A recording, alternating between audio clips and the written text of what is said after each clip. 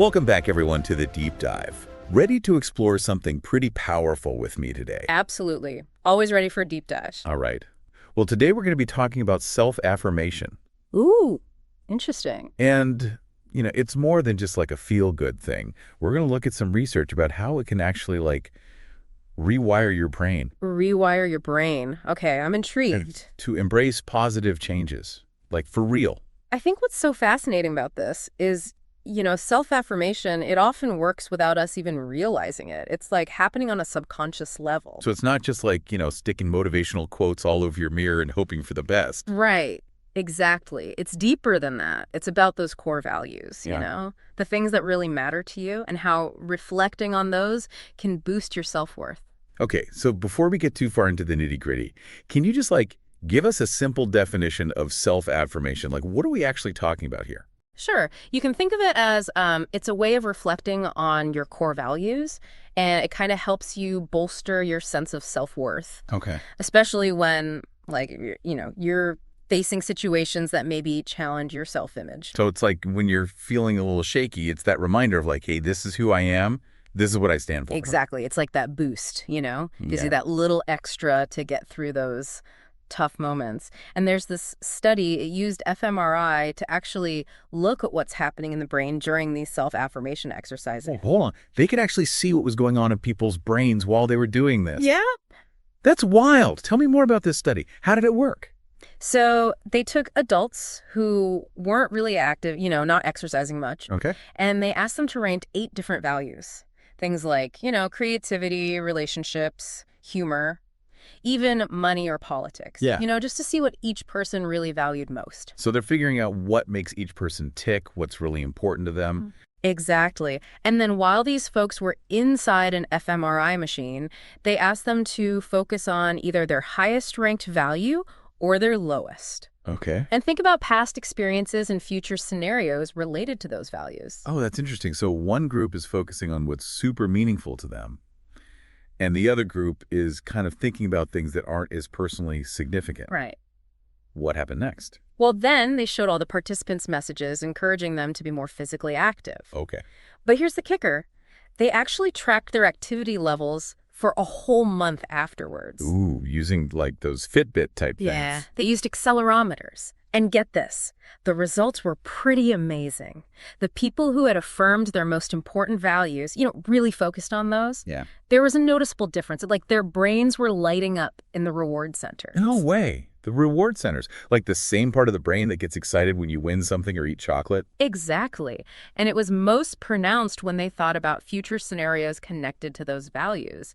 It's like their brains were getting hyped up about the possibility of living a life that matched those values. So it's not just about feeling good in the moment. It's about linking those values to a vision of your future self. Right. And it wasn't just the reward centers. They saw similar activity in those areas of the brain that deal with self-processing. And again, thinking about the future seemed to make that effect even stronger. So self-affirmation, especially when it's tied to our future selves and our goals, can light up those positive pathways in the brain. But did this actually change their behavior? Did people actually get more active? That's what blew me away. The self-affirmed group actually did show a bigger decrease in sedentary behavior over the month after the study. And remember, these were people who weren't exercising much at all before. Whoa. So just by taking the time to reflect on what mattered most to them, they were more likely to get moving. It seems like it. It's our brains can be primed for positive change in a way. That is so cool. It really seems to highlight that connection between your actions and your values, especially when you project those values into the future, like setting a course for your life guided by what really matters. It's like building that bridge between who you are now and who you want to be. Yeah. So how can we actually use this? If someone wants to be more active, for example, how can they use self-affirmation to reach that goal? Okay, so instead of just focusing on the outcome, losing weight or running a marathon or whatever, connect it back to a deeper value. Maybe it's vitality, feeling energized, strong. Right. And then picture yourself, your future self, actually embodying that value. How would it feel? What would you be doing differently? Ah, I see. So it's not just about the external results, it's about aligning with something deeper, a sense of self. Exactly. And when you do that, you're tapping into those reward pathways in the brain, Mhm. making it more likely that you'll stick with those changes you're trying to make. That is so interesting. It makes me think about like other areas where this could be helpful, like dealing with tough situations or even just managing stress. There's actually a lot of research suggesting that self-affirmation can be really helpful in those areas too. Like it can help us be more open to feedback, have those tough conversations more easily, and even boost our resilience when things go wrong. I'm curious, how does that actually work? Like what's happening in our minds when we use self-affirmation that allows us to respond differently?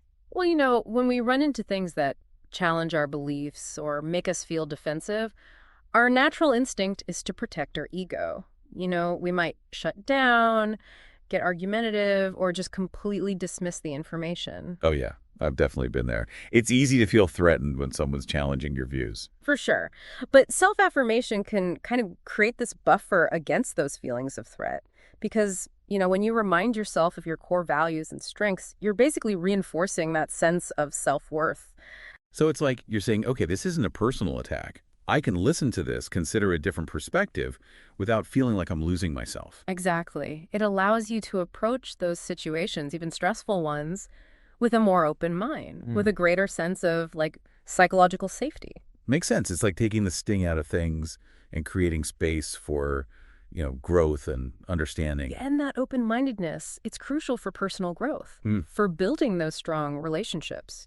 Being able to connect with people who might see things differently than you without feeling like you have to defend your perspective at all costs. It sounds like self-affirmation could be a real game changer these days. When we're constantly bombarded with information and opinions that can be so divisive. Totally agree. It can help us shift from that place of defensiveness to a place of curiosity and compassion. I love that. It really feels like self-affirmation is more than just like a technique. It's a way of cultivating a more resilient, more connected way of being in the world. You're right. It's about building that inner foundation of strength and self-worth so that you can handle those challenges that life throws at you with a little more grace. And maybe even find those opportunities for growth when things get tough. So if someone is listening to this and thinking, okay, I'm ready to try this self-affirmation thing, where do they start? Like, what are some practical things they can do? Well, it can be as simple as taking a few minutes each day to just reflect on your values. Maybe write them down, visualize yourself living by them, or even create a personal mantra that embodies those values. So it's about making that conscious effort to connect with your inner compass and let it guide your actions. Yeah, exactly. And, the more you practice it, the more natural it becomes. It's like building a muscle, strengthening that connection to your true self. That's a great analogy. It's not about reaching some perfect state of, self-affirmation. It's about making it part of your daily life in a way that feels right for you. Yeah. And you know what? There's something really beautiful about that idea of connecting to our future selves, don't you think? I do. What's so beautiful about it to you? It's like this reminder that we're not fixed, We're not limited by where we are now. We have the power to create a future that reflects what we truly value, what we aspire to. It's like tapping into a source of hope and possibility, reminding ourselves that we're always growing, always becoming, and that we have a say in who we become. That's a beautiful way to put it. It's not just about affirming who we are today. It's about affirming that best version of ourselves that we're working towards. Now, before we go on, I just want to remind our listeners that if you're looking for more resources, more guidance on this journey of self-discovery and growth, you can visit concentratedwisdom.com. Yes. It's a fantastic hub for anyone looking to accelerate their personal growth and live a more fulfilling life. Big ideas, small doses, endless impact. You're now listening to Concentrated Wisdom. All right, so getting back to our conversation, you mentioned earlier that self-affirmation can help us be more resilient when we face setbacks. I'm really interested in that.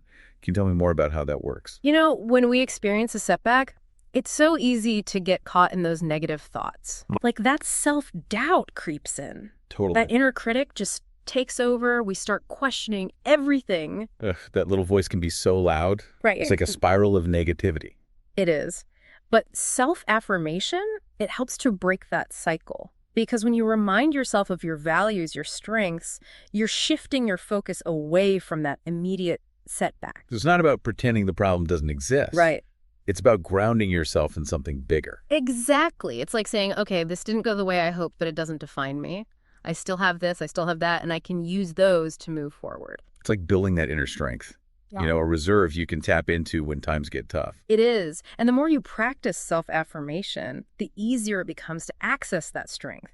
Like you're training your mind to react to setbacks with resilience. The self-compassion even. Oh, absolutely. Self-affirmation and self-compassion, they go hand in hand. When you affirm your own worth, it creates space to be kinder to yourself. Yeah.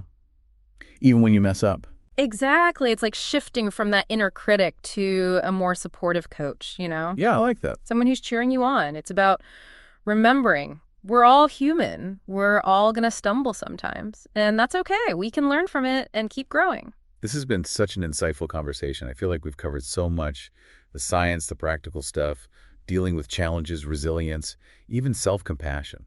It's been great exploring all of this with you. What really stands out to me is that, self-affirmation isn't about reaching some perfect level of self-belief. It's more about that conscious effort to connect with what you value, what your strengths are, and then letting those things guide you. Couldn't agree more. It's about making it a natural part of your life in a way that works for you. So as we wrap up this deep dive, I want to leave everyone with a thought to take with them. Imagine your ideal future self, living in line with your most important values. What would that look like? What would you be doing? How would you be living in the world? What impact would you be making? How would you feel? What can you do, even today, to move a little closer to that? It's something powerful to think about. It is. And remember, even a small step is a victory worth celebrating. To all our listeners, thank you so much for joining us for this deep dive into self-affirmation. It's been an honor sharing this with you. And remember, you are worthy. You are capable. And you have everything you need to create a meaningful and fulfilling life. Thank you, everyone. Thanks for being a part of the deep dive. This is the Concentrated Wisdom Podcast signing off. Until next time, keep growing, keep learning, and don't forget to share the wisdom with someone who needs it.